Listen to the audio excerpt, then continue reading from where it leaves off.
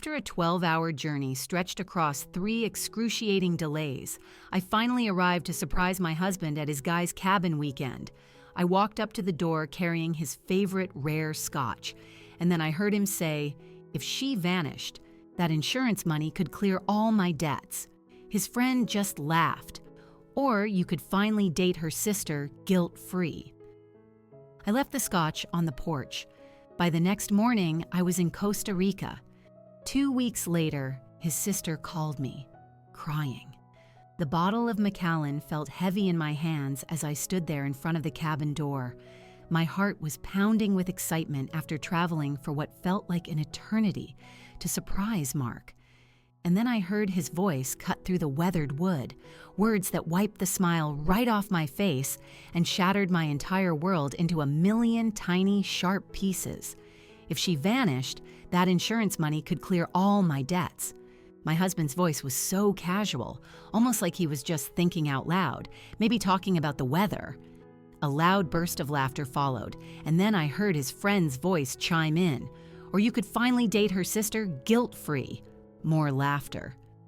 My fingers tightened around the neck of the bottle, the expensive scotch I had so carefully wrapped in a red ribbon.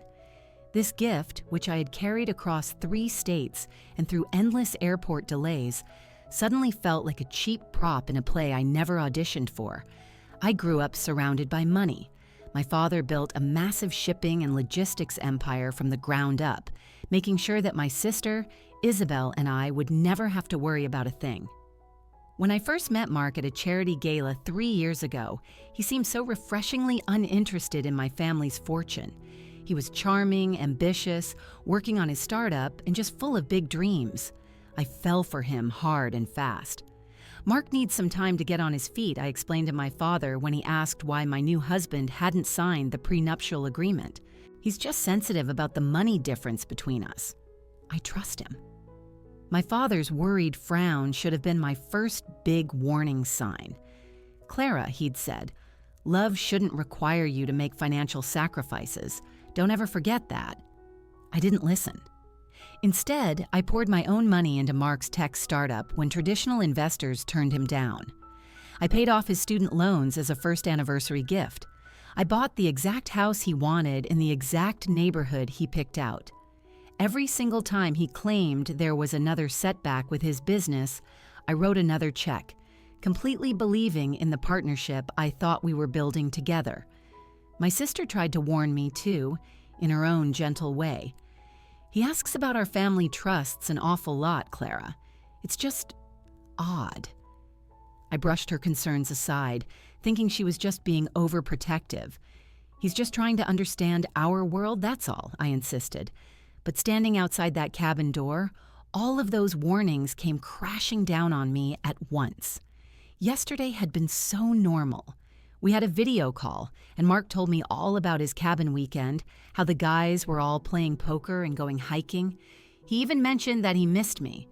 I'd smiled, already knowing I was going to surprise him, having secretly booked my flight weeks ago.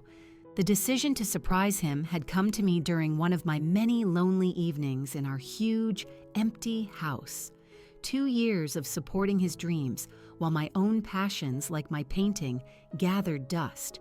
2 years of believing all his excuses when he'd missed dinner with my family again. 2 years of ignoring the strange gleam in his eye whenever he would casually bring up my sister's accomplishments, a look that always made me feel a little uncomfortable. Babe, I can't make it this weekend. The guy's trip is sacred. No wives allowed. He'd said to me just last week, kissing my forehead. You understand? And I did understand. I understood his need for space, for time with his friends. What I didn't understand was why I always had to be the one who was understanding. So I decided, just for once, to put my own desires first, to see his face light up when I arrived unexpectedly, to remind him why we fell in love in the first place. The journey itself had been a complete nightmare of technical problems and weather delays. First, a mechanical issue left us grounded for 2 hours in Chicago. Then, a series of thunderstorms diverted our flight to Indianapolis. The final leg of the trip was delayed another 3 hours because of crew scheduling problems. I'd sat in those uncomfortable airport chairs, checking my watch constantly, clutching my carry-on bag that held the $300 bottle of scotch I had specially ordered for him. A woman sitting next to me at the last gate had noticed how agitated I was. "Someone special waiting for you?" she asked. "My husband," I'd replied, managing a smile despite my exhaustion. "He has no idea I'm coming." "Those are the best kinds of surprises," she'd said, patting my hand kindly. Through all of it, I'd held on to the image of Mark's surprised face, picturing his arms wrapping around me as he told his friends, "See? Don't I have the most amazing wife?" Now I was standing paralyzed outside the wooden door of cabin number 8, the horrible revelation still echoing in my ears. "How much is the policy for again?" Mark's friend asked. $3 million, Mark said. Took some convincing to get her to sign the papers. I told her it was all about securing our future family. I pressed my hand hard against my mouth to keep any sound from escaping. My legs were trembling, but somehow they kept me standing. "Dude, that's cold," another voice said, though he was chuckling. "Cold? It's strategic," Mark replied. "Her dad's worth 9 figures, her sister's single and a lot more fun. Clara's sweet, but she's boring. Always worried about disappointing her daddy.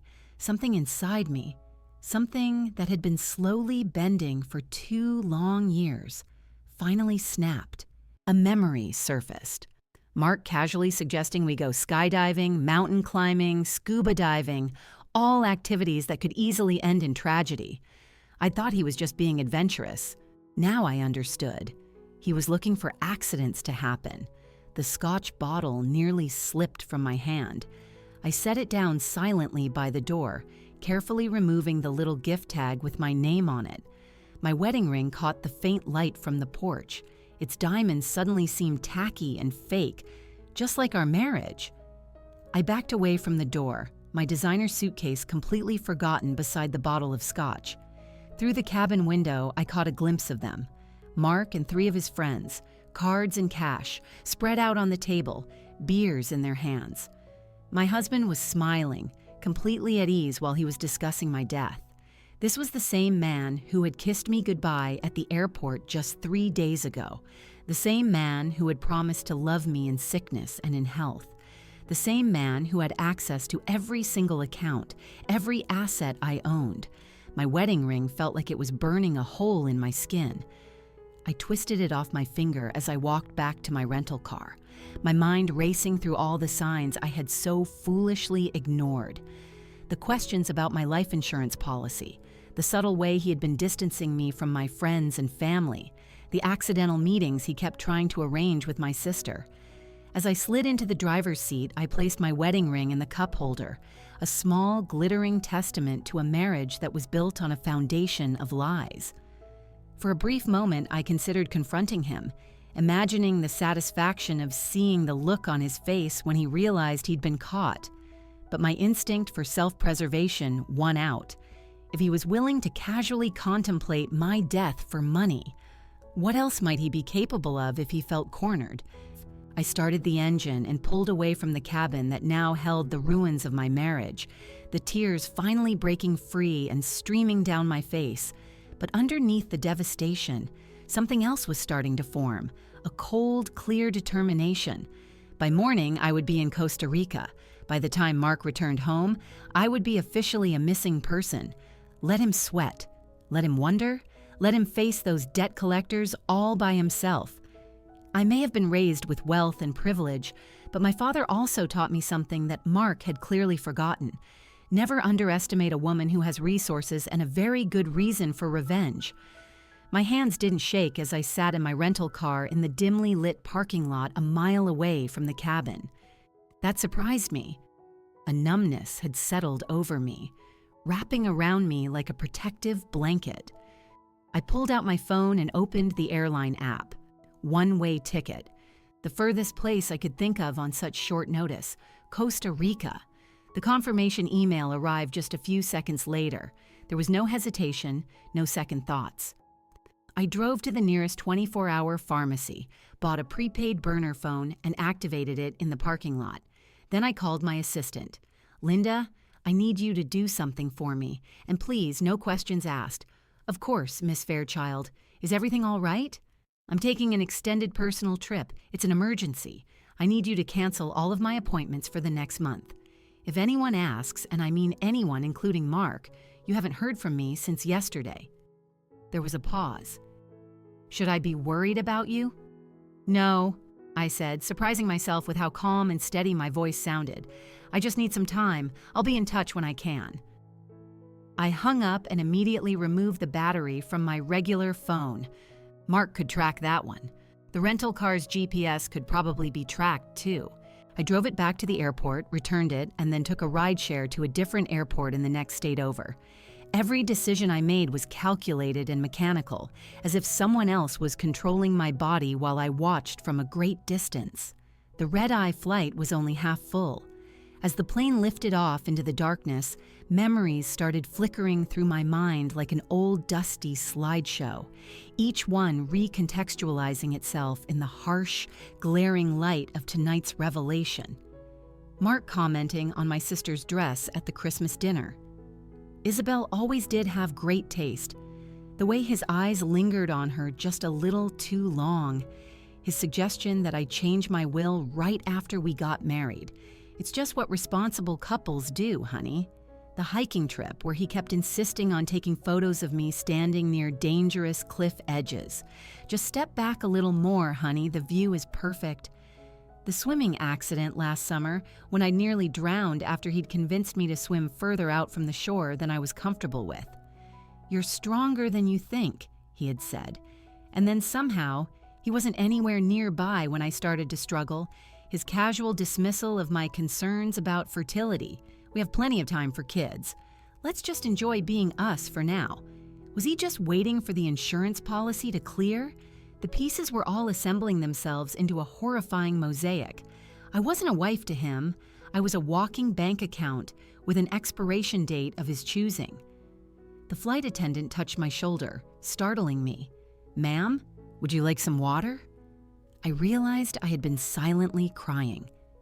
16 hours and 3 flights later, I finally emerged into the humid Costa Rican air. My hastily packed suitcase contained just 3 outfits, some basic toiletries, my passport, and an envelope with $5,000 in cash that I always kept for emergencies. I'd withdrawn another $10,000 from an ATM during my layover, maxing out the daily limit. My credit cards remained untouched. Those could be traced. The taxi driver didn't speak much English, which was fine by me.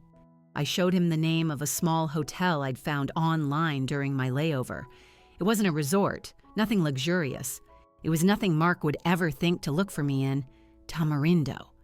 He nodded, pulling away from the airport. Through the window, the lush greenery and colorful buildings blurred together. I was 3,000 miles from home, from the life I had built, from the husband who had been plotting my death. My wedding ring finger felt naked, the tan line stark against my skin. The hotel, Posada del Sol, sat on a quiet stretch of beach, its weathered blue paint peeling in the salt air. The lobby was just a small front desk and a few rattan chairs. A ceiling fan turned lazily overhead. The older woman at the desk smiled warmly at me. "Reservation? No, I hesitated. "Do you have any rooms available for a few weeks, maybe?" She assessed me, disheveled, exhausted, my eyes swollen from silent tears. Whatever she saw in me made her nod gently. "We have a room with an ocean view. It's very peaceful." When she pushed the registration card toward me, I hesitated for only a brief moment before writing down Clara Fairchild. My maiden name, a name I hadn't used in 2 years. A name that felt both foreign and like I was coming home. "Just you, Senora Fairchild?" "Yes, just me." "On vacation?" I paused, not sure how to answer. Starting over. Something in her eyes softened with understanding. She handed me a key, a real metal key, not one of those plastic key cards. "Room 8. Up the stairs, at the end of the walkway. It's very private." The irony of another room 8 wasn't lost on me. I had stood outside one cabin door and lost everything I had. Now I was entering another room 8 to begin again. The room was simple. White walls, a tile floor, a queen-sized bed with a blue coverlet, and double doors that opened onto a small balcony overlooking the ocean. The bathroom had a shower with inconsistent water pressure. There was no air conditioning, just a ceiling fan. It was nothing like the luxury hotels Mark and I usually stayed in. It was perfect. I dropped my suitcase and walked out to the balcony. The sun was setting, painting the sky in beautiful shades of orange and pink. The waves crashed rhythmically against the shore. For the first time since hearing those devastating words, I took a deep breath. Night fell quickly in Costa Rica. I lay on the unfamiliar bed in the darkness, listening to the sound of the ocean and the unfamiliar chirps and calls of night creatures. Reality began to crack through my protective numbness. My chest tightened. My breathing became shallow. Everything I had been holding back crashed through me. I curled into myself, sobs racking my body, muffled by the pillow I clutched against my face. I cried for the woman who had loved so blindly, for the future I thought I had, for the betrayal so deep I couldn't even fathom its edges. He wanted me dead, I whispered into the darkness, the words making it real. The tears continued until there were no more left, leaving me feeling hollowed out and spent. I dragged myself to the bathroom, splashed water on my face, and caught my reflection in the spotted mirror. I hardly recognized myself. The woman staring back at me had dark shadows under her eyes and a hardness to her mouth that hadn't been there before. I returned to the bed and lay awake as the long night hours crawled by. The ceiling fan created moving shadows across the walls. Somewhere nearby, music played faintly and then quieted down. The ocean continued its endless conversation with the shore. As the first light of dawn crept through the thin curtains, I moved to the balcony and watched the sun emerge from the horizon, painting the water gold. Birds called to each other in the nearby trees. The world was just continuing on as if everything was normal, as if my life hadn't just imploded. I had left everything behind: my home, my clothes, my identity as Mark's wife. All I had was myself. And for the first time in years, I wondered if that might be enough. A knock on the door startled me. The hotel owner stood there with a tray, holding coffee, fresh fruit, and toast. "On the house," she said simply. "The first day is always the hardest." As she turned to leave, I found my voice. "How did you know?" She gave me a gentle smile. "You are not the first woman to wash up on our shore looking for a new start, Señora, and you will not be the last." After she left, I sipped the strong coffee and watched the beach come to life below. Locals were walking their dogs. A fisherman was pushing his boat into the surf. None of them knew who I was. None of them had any expectations of me. For the first time since I'd heard those devastating words through the cabin door, I felt something other than pain. I felt possibility. Those words became my mantra over the next few days. I repeated them to myself each morning as I watched the sunrise from my balcony, coffee in hand. It was a ritual that Elena, the hotel owner, had established without me even asking. She would appear at my door each morning, tray in hand, with a gentle smile on her weathered face. On my third day, when I tried to pay her for the daily breakfast service, she just waved away my money. "First you heal, then we can talk about business," she said firmly. That afternoon, she knocked on my door again. "Come, walk with me." I hesitated, but there was something in her motherly authority that made me follow. We strolled along the shoreline, her sandaled feet leaving perfect impressions in the wet sand. "My husband left me for my cousin 20 years ago," she said without any preamble. "I wanted to die. Instead, I bought this hotel. Sometimes the best revenge is simply to live well." I stopped walking. "How did you know?" Elena smiled. "Your eyes. They have the look of a woman who has been betrayed. The details are different, but the pain is the same." She gestured out to the horizon. "Costa Rica has a way of rebuilding broken people. That evening, I sat on my balcony, watching the tourists laughing on the beach below. There were couples holding hands, families building sandcastles, and I felt a sudden, overwhelming sense of isolation. I'd spent 3 days hiding in my room, nursing wounds that no one else could see. But what was I really hiding from? Mark didn't know where I was. No one did. The next morning, I ventured out before Elena's breakfast delivery.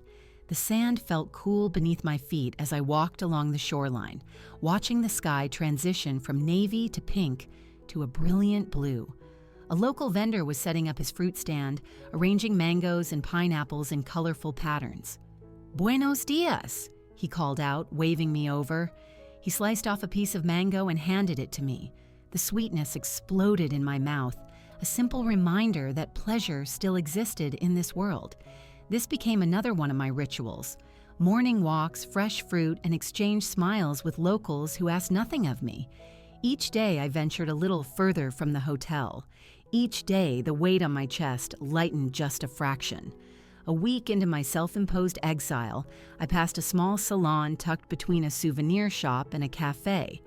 Through the window, I caught my reflection. My long hair was pulled back in my signature neat ponytail. Mark had always loved my hair. He used to call it my crown. He'd complain whenever I even suggested cutting it. Before I could reconsider, I walked right into the salon. The stylist, a young woman with vibrant blue streaks in her dark hair, looked up and smiled. "Can I help you?" "I want it all gone," I said, pulling the elastic from my ponytail and letting my hair fall around my shoulders. Short, different. Not me, at least, not the old me. She studied my face for a moment, then nodded. "I know exactly what you need." I closed my eyes as she worked, the snip-snip of the scissors feeling oddly comforting. When she finally turned my chair toward the mirror, I barely recognized myself. My hair now fell in choppy layers that framed my face, highlighting cheekbones I'd forgotten I even had. I looked younger, freer. "Beautiful," the stylist said, with satisfaction in her voice. I touched the ends of my hair. "Yes," I agreed, "it is." From the salon, I walked to a small boutique that was selling locally made clothing. I purchased flowing linen pants, colorful cotton tops, and comfortable sandals. Nothing like the designer labels that filled my closet back home. I threw away the clothes I'd packed, keeping only the practical items. The woman I had been, the one who wore silk blouses and tailored slacks, who coordinated her accessories with such precision, seemed like a complete stranger to me now. That evening, Elena nodded approvingly at my transformation. "Now you look like you belong here." "I'm starting to feel like I do," I admitted. 2 days later, while wandering through a quiet side street, I discovered a small art gallery. Paintings of local landscapes filled the walls, vibrant, emotional interpretations of beaches and jungles that captured something beyond just their mere appearance. An elderly man was sitting in the corner, sketching. "You like art?" he asked in accented English, noticing my interest. "I used to paint," I replied, "years ago, before Mark, before I set aside my creative pursuits to support his dreams, before I became the perfect corporate wife." The man, Javier, as I later learned his name was, handed me his sketchbook and a pencil. "Show me." I hesitated, then sat down beside him. My first strokes were tentative, but soon my hand started to remember what my mind had forgotten. The curve of the coastline, the texture of the palm fronds, the play of light on the water. I completely lost track of time, lost in the simple joy of creation. "You have talent," Javier said when I finally looked up. "Come back tomorrow. I will teach you more." And I did go back, day after day. The small gallery became my sanctuary. Javier taught me new techniques and introduced me to local artists. I started with pencil sketches, then moved to watercolors and then to acrylics. Each new medium unlocked something that had been dormant inside me for years. "Your work has sadness," Javier observed after a few weeks, "but it also has strength. This is good. Art should tell the truth." 3 weeks into my stay, I finally accessed my email on the hotel's public computer. Over 200 messages were waiting for me. increasingly frantic ones from Mark, concerned ones from my friends, and a few from my sister Isabel, wondering why I wasn't responding to her texts. The most recent one from Mark was addressed to the police with me copied on it, reporting me as a missing person. He described me as emotionally fragile and possibly suicidal. My hands trembled as I logged into our joint bank account, the one where my monthly allowance from my trust fund was deposited. The balance was zero. Every single penny had been transferred to an account I didn't recognize, just 2 days after I disappeared. My separate personal account, the one Mark didn't know about, remained untouched. I sat back staring at the screen. He was already collecting, assuming I was either dead or as good as. The insurance policy wouldn't pay out yet, but he had already taken whatever he could reach. The final confirmation of his betrayal should have devastated me. Instead, it just hardened my resolve. That evening, as I sat on my balcony with a glass of local wine, Elena joined me. We watched the sunset in a comfortable silence before she finally spoke. "You look different today. A decision has been made." I nodded. "I think it's time to stop running and start fighting back." Elena raised her glass. "To the phoenix, then, rising from the ashes." I clinked my glass against hers. The woman who had arrived at Posada del Sol, broken, betrayed, and lost, was gone. In her place sat someone stronger, someone with a plan. The plan was still forming, nebulous but getting stronger by the day. Over the next few days, I started making notes, researching my legal options, and contacting my personal attorney through an encrypted email service. I was careful, methodical, the way my father had taught me to be with business decisions. This was, after all, the most important negotiation of my life. That afternoon, I was dozing in the hammock on my balcony, lulled by the rhythmic sound of the waves, when an unfamiliar ringtone startled me. For a moment, I was disoriented. It wasn't my phone ringing. Then I remembered the prepaid burner phone I had purchased nearly 2 weeks ago, the one whose number I had given to exactly one person, Linda, my assistant. I fumbled for it, my heart suddenly racing. "Hello? Miss Fairchild?" Linda's voice was low and urgent. "I'm so sorry to disturb you, but there's something... Someone needs to speak with you. It's important." Before I could respond, there was a rustling sound, and then a new voice came on the line. It was shaky, filled with tears, but I recognized it immediately. "Clara? Oh my God, you're alive. Thank God. I didn't know who else to call. Your assistant wouldn't tell me anything, but I begged her. Jenna, Mark's sister, my sister-in-law, the woman who had been my friend long before she became my family. How did you get this number? I've been calling everyone, trying to find you. Mark said you just disappeared, that you might have hurt yourself." Her voice broke, but I knew. I hoped. I sat up straight, instantly alert. "Jenna, slow down. What's happening?" A sob escaped her. "There are men at Mark's house. Our house. Dangerous-looking men. They say he owes them money. A lot of money. They threatened him, Clara. They threatened me." My stomach tightened. What kind of men? The kind who break things. Fingers. Faces. Her voice dropped to a whisper. "They gave him 3 days to pay, or they'll make an example out of him. They know about me, about my house. They said if he runs, they'll take my house instead." My mind raced. Jenna owned a small, charming craftsman-style house that she had purchased with her teacher's salary and a loan from their parents. She had renovated it herself, painted every wall, and planted every flower in the garden. It was her pride and joy, her sanctuary. "How much does he owe?" I asked, already dreading the answer. $250,000, she whispered. "Gambling debts." I had no idea it was this bad, Clara. None of us did.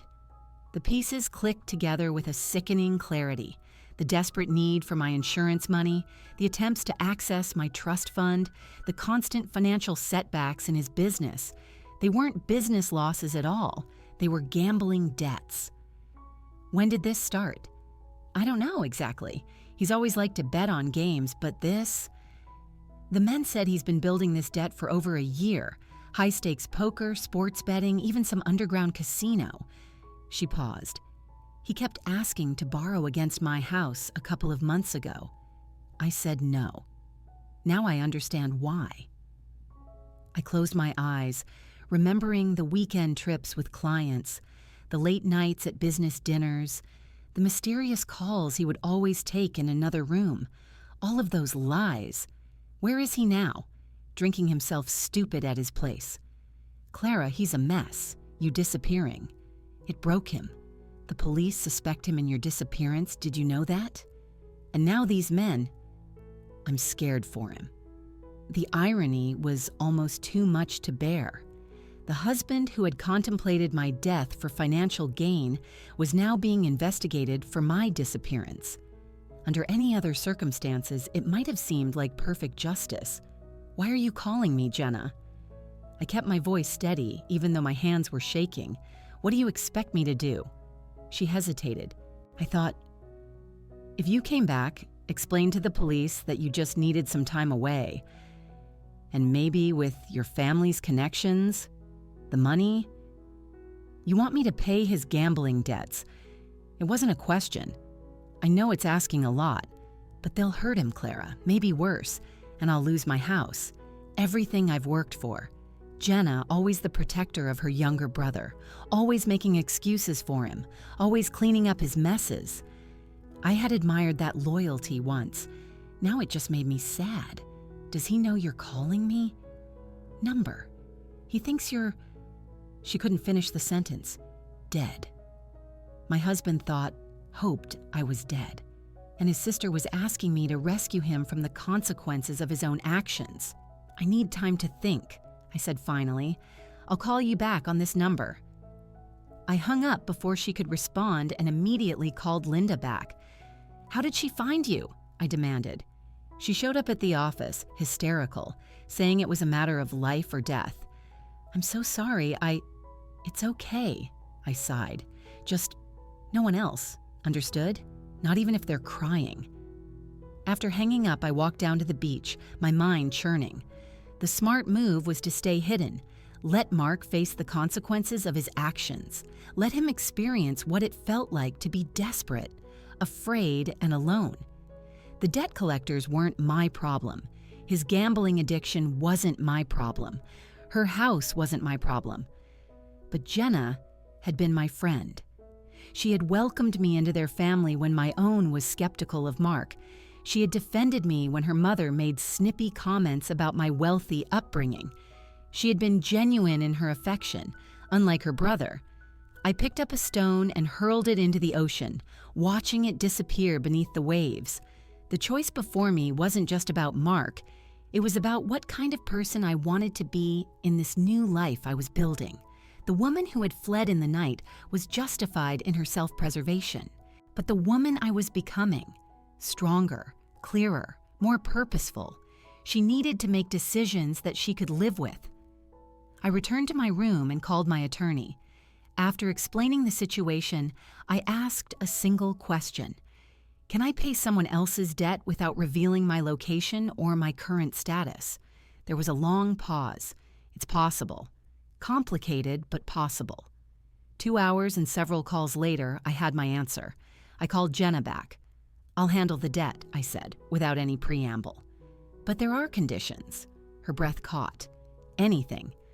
First, Mark never knows the money came from me. As far as he's concerned, I'm still missing. But the police, I've arranged for evidence of my international travels to be discovered. The investigation will shift from a homicide to a missing person who doesn't want to be found. Second, you get Mark into rehab for his gambling. Real rehab, not some weekend program. Of course. Yes. And third, I continued, you sell your house and move. Somewhere he doesn't know about. Somewhere safer.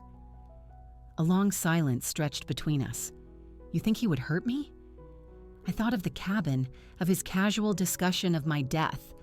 I think a desperate man is unpredictable, and Mark is very desperate right now. After another long pause, she agreed. Before hanging up, she asked the question I had been dreading.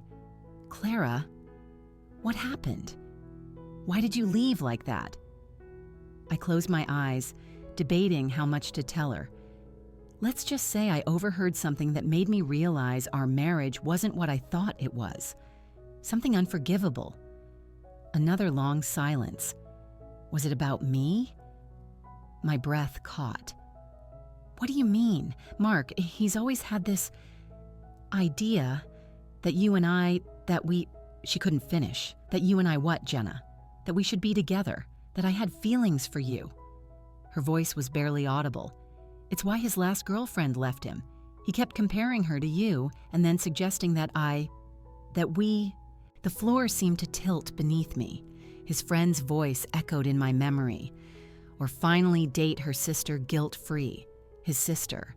Not my sister. His sister. Jenna, I said carefully, what exactly did Mark tell you about me? The line went silent for so long I thought we'd been disconnected. Finally, her voice returned, small and uncertain, that you were unstable, that you had episodes, that you sometimes confused reality with fantasy. She paused. He said you accused him of things he never did, that you had paranoid thoughts about him wanting your money. A cold fury settled in my chest, so intense it felt like ice spreading through my veins. Not only had he planned my death, but he had been laying the groundwork to discredit me, painting me as mentally unstable to his own sister. I'm going to help you, Jenna, I said, my voice steadier than I'd expected. But after this is done, you and I need to have a much longer conversation about your brother. After arranging for the debt payment through my attorney, I made another call to Roman Vargas, a private investigator my father had used for corporate matters. I'd met him several times at company events and trusted his discretion completely. I need everything, I told him after explaining my situation. Financial records, phone logs, emails, text messages. I need to know exactly who I was married to. This is going to get ugly, Clara, Roman warned. Are you sure you want to see all of it? I need to, I replied. For closure, yes, but also for protection. The next 3 days were the longest of my life. I continued my daily rituals, morning walks, art lessons with Javier, meals with Elena. But my mind was elsewhere, spinning through possibilities, planning for contingencies. The shock of Mark's betrayal had crystallized into something harder, more tactical. Roman's first report arrived via encrypted email on the 4th day. I sat on my balcony with my laptop, took a deep breath, and opened the file. The evidence was methodical, devastating, and far worse than I had ever imagined. 3 months after we were married, Mark had taken out an additional life insurance policy on me, one I had never seen or signed for. The signature on the documents was a passable forgery of my own. The beneficiary was listed as Mark naturally, the payout $5 million. I stared at the scanned documents, remembering the weekend Mark had insisted I try skydiving despite my fear of heights. The boating trip where he'd encouraged me to go out alone despite the approaching storm. The hiking trail where he'd suggested I pose near the cliff edge for the perfect photo. All potential accidents. All with witnesses who would testify to his concern, his warnings that I was being too reckless. I moved on to the next set of files, phone records. There were hundreds of texts between Mark and my sister, Isabel, over the past 8 months. Most of them were innocuous on the surface, questions about my schedule, comments about family gatherings, but the undertone was clear once you knew what to look for. He was testing the waters, gauging her interest, making subtle suggestions. Isabel's responses were polite, but distant. When he grew more explicit in his flirtations, she began responding less and less frequently. The last exchange was from 3 weeks ago. Mark, we need to talk privately. I have concerns about Clara that I can only share with you. Isabel, if you're worried about my sister, talk to her directly, or seek professional help. I'm not comfortable with these conversations anymore.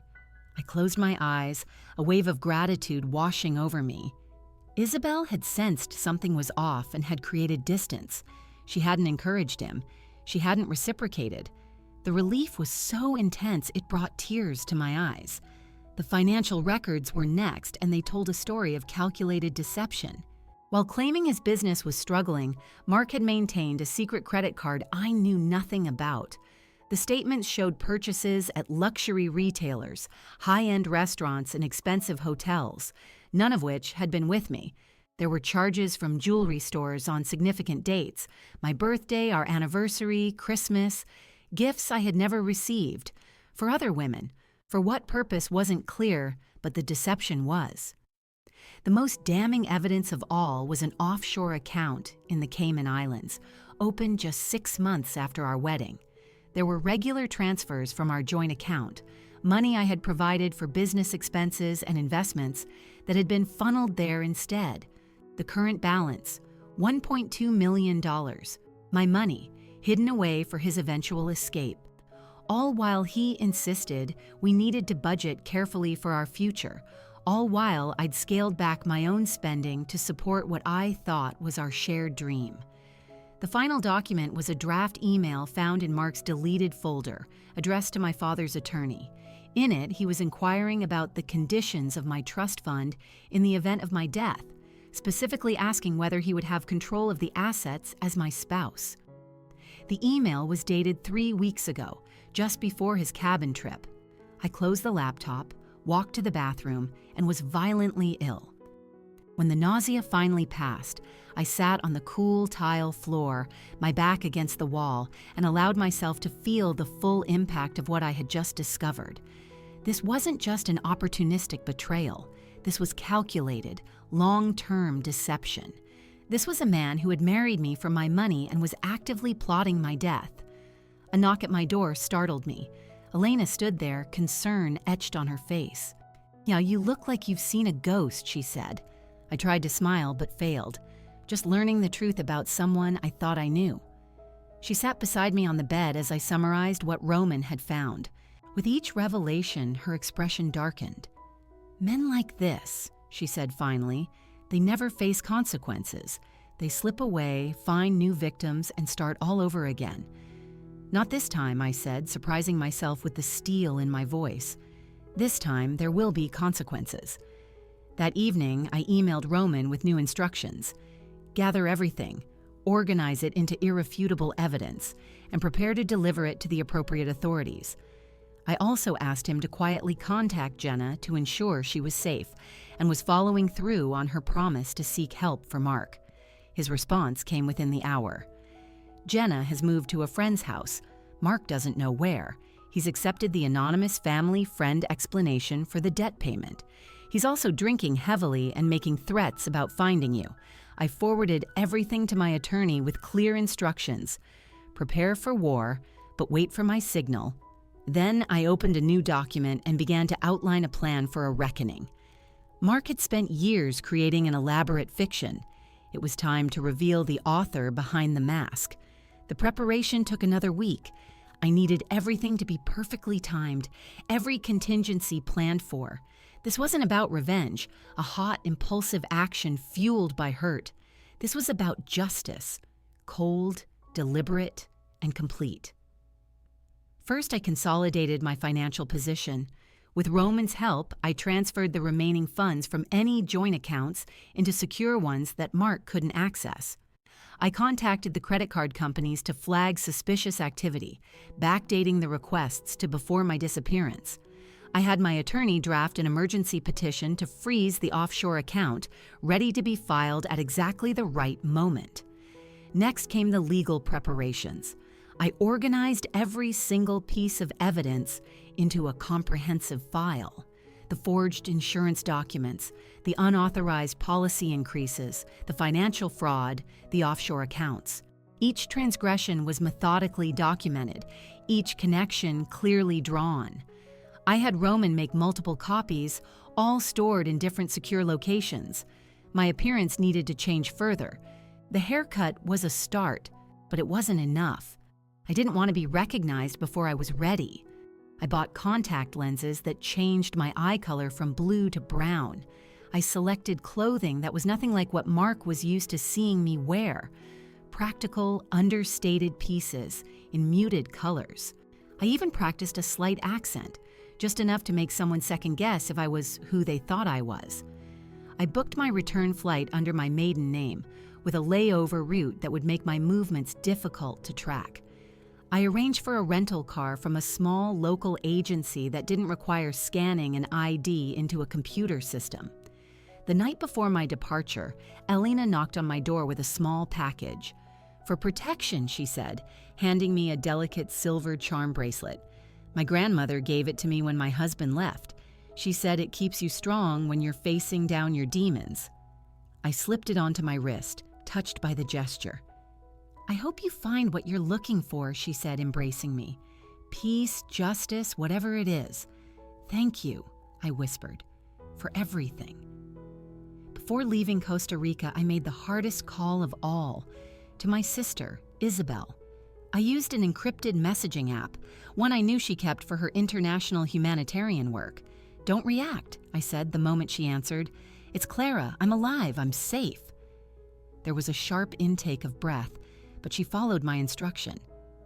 "I'm alone," she said quietly. "What is happening? Everyone thinks—" I know what everyone thinks.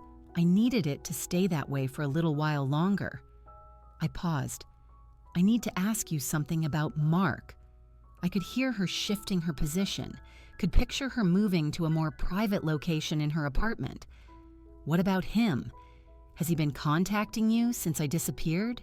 Asking strange questions? Making inappropriate suggestions?" Her silence was answer enough. "Isabel, please. I need to know everything." "He calls almost daily," she admitted. "At first it seemed like genuine concern about you. Then, the tone changed. He started suggesting that maybe I needed comfort during this difficult time, that we should meet privately to share our grief." My stomach churned. "Did you?" "God, no." Her voice was fierce. "Clara, I always thought he was off somehow. Too perfect. Too rehearsed. I never understood what you saw in him." Tears pricked my eyes. If only I had listened to her subtle warnings all those years ago. "There's something else," she continued hesitantly. "He asked me about your trust fund.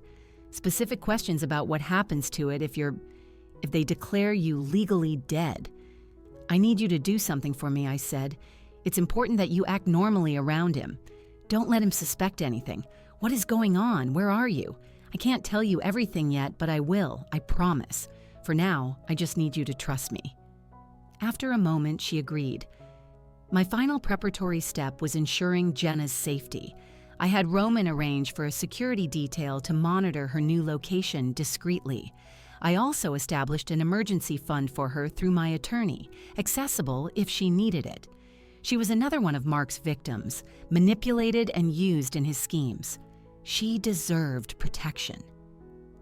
The day before my flight home, I made an anonymous call to the FBI's Financial Crimes Division.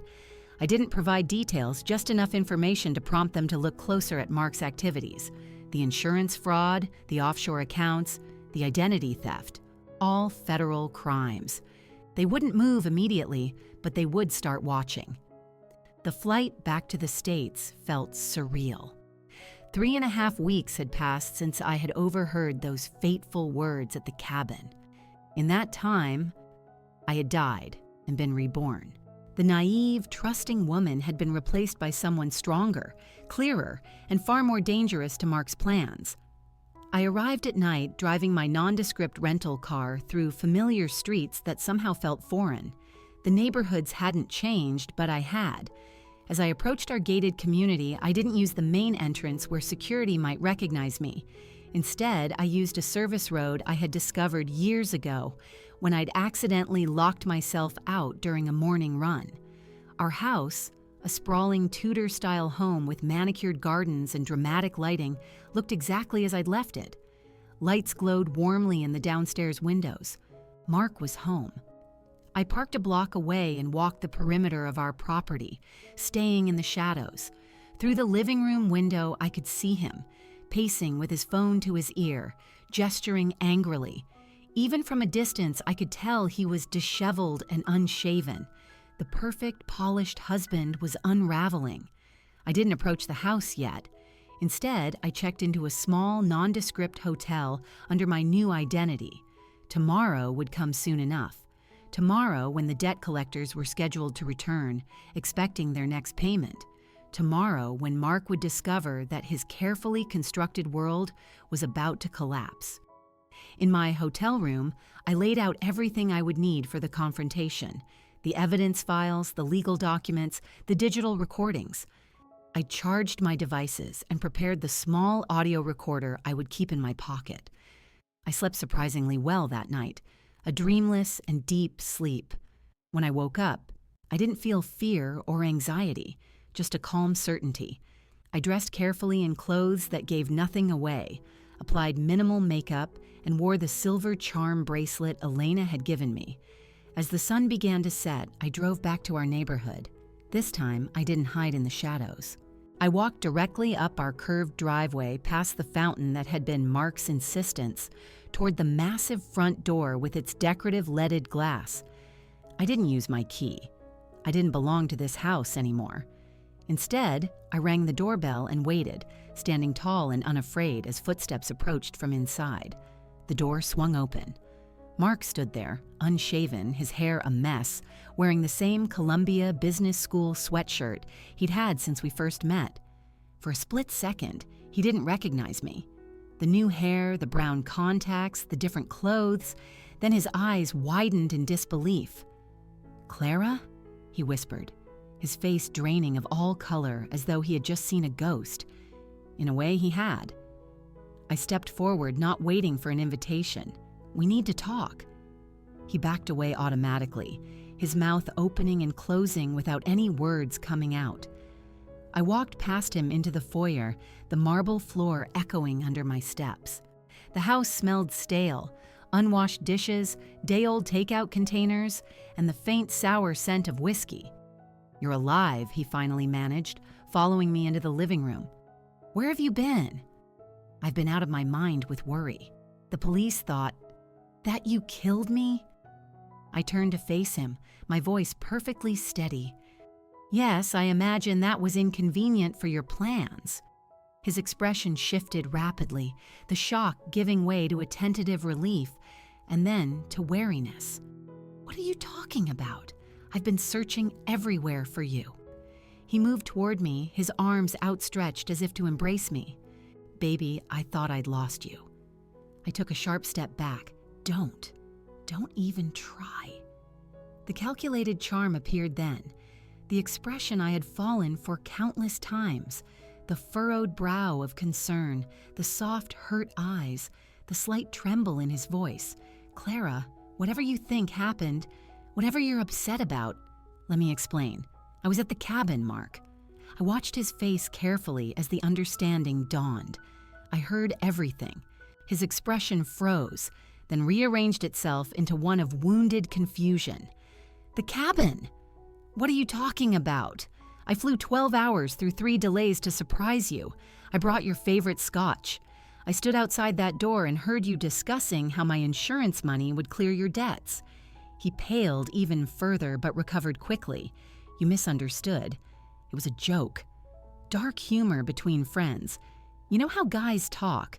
And your friend's comment about dating my sister guilt-free if I vanished. Was that a joke too?" "Not your sister," he corrected automatically, then caught himself. "I mean, that wasn't... we weren't..."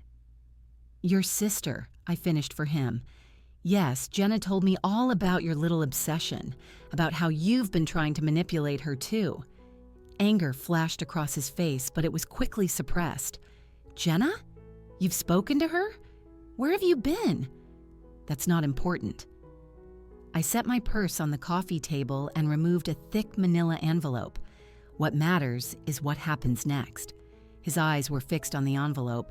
"What is that?" "Everything."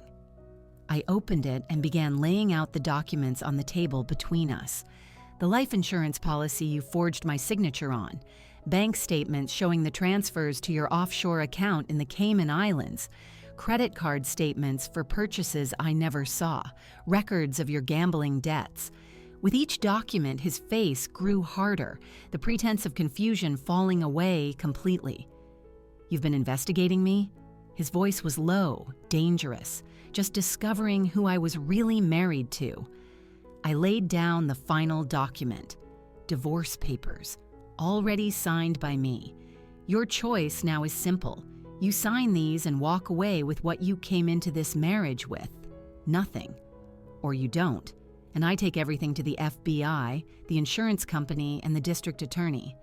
He stared at me, calculation replacing the shock. I could almost see the gears turning in his head as he weighed his options, looking for leverage, for an escape route. "You'd get nothing," he finally said. "No one would believe you. You've been missing for weeks, acting erratically.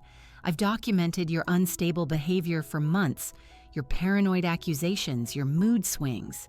You mean the groundwork you were laying? Telling people I was unstable? That I confused fantasy with reality?" I smiled thinly. Jenna told me all about it. His expression darkened. "You think you're so clever. You and your whole family looking down on me from the very beginning. You have no proof of anything." "Actually, I do." I pulled out my phone and played a recording of his conversation with the insurance agent, the one where he requested an increase in my policy without my knowledge. The agent's concerned questions, Mark's smooth lies. The doorbell rang before he could respond. I checked my watch. Right on time. "That would be your sister," I said. Rage contorted his features. "You involved her in this? After everything I've done for her? You mean like using her house as collateral for your gambling debts? Or manipulating her emotions for all these years?" I moved to the door. She deserves to know the truth, too. Jenna stood on the porch, her expression a mixture of nervousness and determination. She'd lost weight since I'd last seen her, with dark circles shadowing her eyes. When she saw me, she exhaled sharply. "You came back," she whispered, hugging me tightly. "I promised I would." I led her inside to where Mark stood, tension radiating from him like heat. "You two planned this," he demanded, looking between us. "My own sister betraying me?" Jenna squared her shoulders. "No one betrayed you, Mark. You did this to yourself." I gestured to the paperwork spread across the table. "Jenna has seen everything, Mark. She knows about the insurance fraud, the debts, your plans for me. She knows how you used her, too. I would never have let them take your house," he said to her, his voice softening. "You know I would never hurt you." Jenna's laugh was hollow. "You've been hurting me my entire life, making me responsible for your happiness, your problems, your mistakes. No more." Mark's charm made one last desperate attempt. He stepped toward me, his eyes softening. "Clara, please. Whatever mistakes I've made, we can work through them. I love you. I've always loved you." I felt nothing. No anger, no hurt, no longing for what might have been. Just clarity. "Sign the papers, Mark," I said quietly, "or the police get copies of everything tomorrow morning." Something in my voice must have finally convinced him. He knew he was cornered. With a shaking hand, he signed each page I indicated. "What happens now?" he asked, suddenly looking small and diminished. "Now, you get what most people in your situation never receive, a second chance. The divorce gives you 30 days to leave the state. The debt to those men has been paid. Your criminal activities will remain between us as long as you never contact me, Jenna, or my family ever again." Jenna touched my arm. "Are you sure about this? After everything he did?" I nodded. "I don't need revenge. I need closure." I gathered the signed papers and the evidence, returning them to my briefcase. Mark watched, silent now, defeat evident in the slump of his shoulders. At the door, I turned back one last time. The debt collectors won't be returning tomorrow, but federal agents might if you make one wrong move. Remember that. Jenna and I walked out together, down the curved driveway, past the pretentious fountain, and through the wrought iron gates that had once represented security, but now just felt like a prison I had escaped. Neither of us looked back. In my rental car, Jenna finally broke the silence. What will you do now? I touched Elena's charm bracelet, thinking of the small hotel in Costa Rica, of Javier's art studio, of the peaceful mornings watching the sun rise over an endless horizon. Live, I said simply, on my own terms, no more dimming my light for anyone. As we drove away, I felt the last chains of my old life falling away. Mark had wanted my death, but instead he had given me a rebirth. He had desired my fortune, but I had reclaimed something far more valuable, my sense of self, my power, and my freedom. The road ahead stretched out before me, full of possibilities I had once been afraid to even imagine. For the first time in years, I couldn't wait to discover where it would lead. 3 months later, I stood on the deck of my new beachfront studio in Costa Rica, watching the sunset paint the sky in brilliant oranges and pinks. My latest painting, a woman walking away from shattered glass, sat drying on an easel nearby.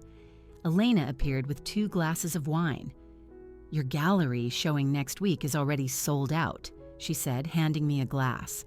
"Javier says you're his most talented student in 20 years. I smiled, thinking of how far I'd come since that night at the cabin. Jenna had moved to Colorado, using part of the fund I'd established for her to open the small bookstore she'd always dreamed of. My sister, Isabel, had visited last month, finally meeting the real me. Not the perfect corporate wife, but the artist with paint-stained hands and sun-streaked hair. As for Mark, I'd heard through my attorney that he had left the country after the FBI began investigating his financials. The insurance company had launched its own fraud investigation. His carefully constructed world had collapsed like a house of cards. I took a sip of wine, feeling the warm breeze against my skin. You know what the strange thing is? I think I should thank him. Elena raised an eyebrow. If I hadn't overheard him that night, I might have spent my entire life being who he wanted me to be, instead of discovering who I really am. To unexpected blessings, Elena said, raising her glass. I clinked mine against hers, and to scotch left behind. We stood in comfortable silence as the last light faded from the sky, and I felt something I hadn't known in years, the quiet contentment of being exactly where I was supposed to be and exactly who I was meant to be. Sometimes, the greatest revenge isn't making someone pay for what they've done. It's refusing to let what they've done define who you become. End of story.